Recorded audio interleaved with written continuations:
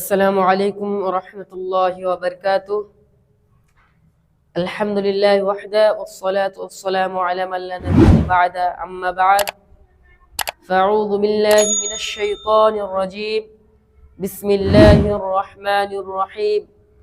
قل هو الله أحد الله الصمد لم يلد ولم يولد ولم يكن له كفوا أحد.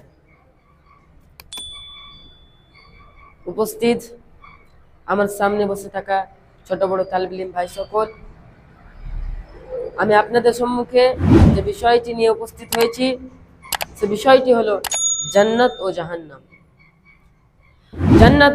জান্নাত তাকে বলে যেখানে আল্লাহ তাআলা তার মুমিন ব্যক্তিদেরকে রাখবেন।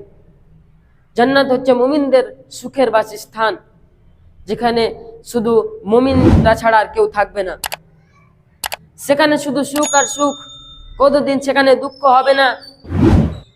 মহান নবী সাল্লাল্লাহু আলাইহি ওয়াসাল্লাম জান্নাতের বর্ণনা দিতে গিয়ে বলেছেন, জান্নাতের এক একটি অট্টালিকার ইট সোনার, রূপার ও তার পাথর কাকড়গুলো হচ্ছে মণিমুক্তা, এবং তার মাটি হচ্ছে জাফরান, আর তার সুগন্ধি হচ্ছে কস্তুরী।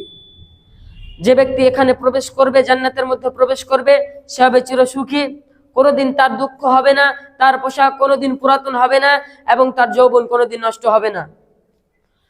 জান্নাতের এমন এমন জিনিস রয়েছে যা দুনিয়ার জিনিসের সাথে কোনোদিন তুলনাই করা যাবে না। জান্নাতে এমন এমন জিনিস রয়েছে যা আমরা কোনোদিন কল্পনাও করতে পারি না, বা আমরা কোনোদিন ভেবেও দেখিনি যে হ্যাঁ, জান্নাতে এরকম কিছু একটা আছে।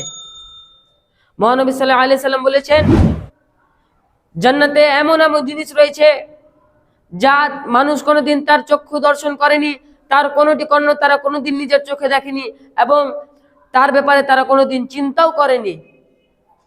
তাছাড়া জান্নাতের মধ্যে অনেক অনেক জিনিস রয়েছে যা আল্লাহ তাআলা আমাদের জন্য প্রস্তুত করে রেখেছেন। যদি আল্লাহ তাআলার আমরা যদি হুকুম মানি, আমরা যদি নামাজ রোজা করি, তাহলে আল্লাহ তাআলা আমাদেরকে সে জান্নাতের মধ্যে দিবেন।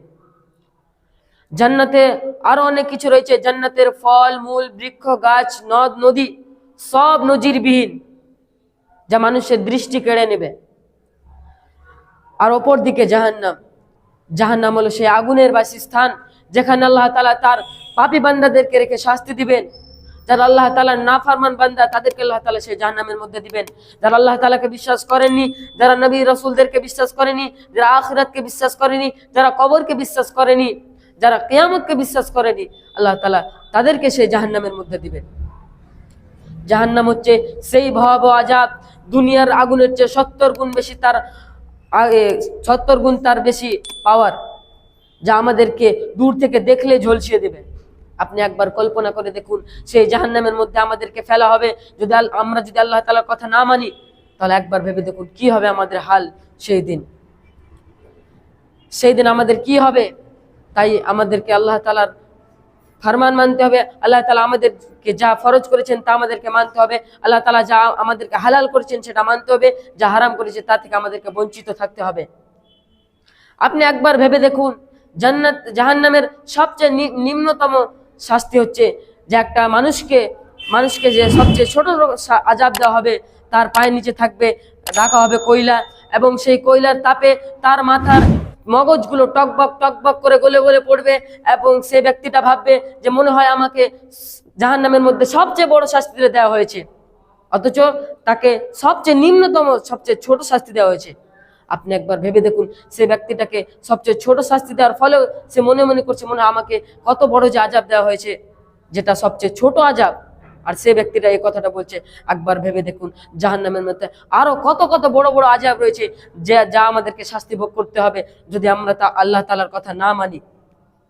অতএব আমাদেরকে আল্লাহ তাআলার কথা মানতে হবে, আমাদেরকে নামাজ পড়তে হবে, আমাদেরকে সিয়াম পালন করতে হবে, আমাদেরকে কোরআন পড়তে হবে, আমাদেরকে হালাল ও হারাম থেকে বেঁচে চলতে হবে। কোনটা হালাল কোনটা হারাম আমাদেরকে সব সময় মাথায় রাখতে হবে। অতএব আমি আল্লাহর কাছে দোয়া করি, হে আল্লাহ, তুমি আমাদেরকে ভালোভাবে নামাজ পড়ার তৌফিক দান করো, সকলে বলুন আমিন। হে আল্লাহ, তুমি আমাদেরকে ভালোভাবে সিয়াম পালন করার তৌফিক দান করো, সকলে বলুন আমিন। হে আল্লাহ, তুমি আমাদেরকে ভালোভাবে শুদ্ধর সাথে কোরআন পড়ার তৌফিক দান করো, সকলে বলুন আমিন। ওয়া আখিরু দাওয়ানা আলহামদুলিল্লাহি রাব্বিল আলামিন। আসসালামু আলাইকুম ওয়া রাহমাতুল্লাহ।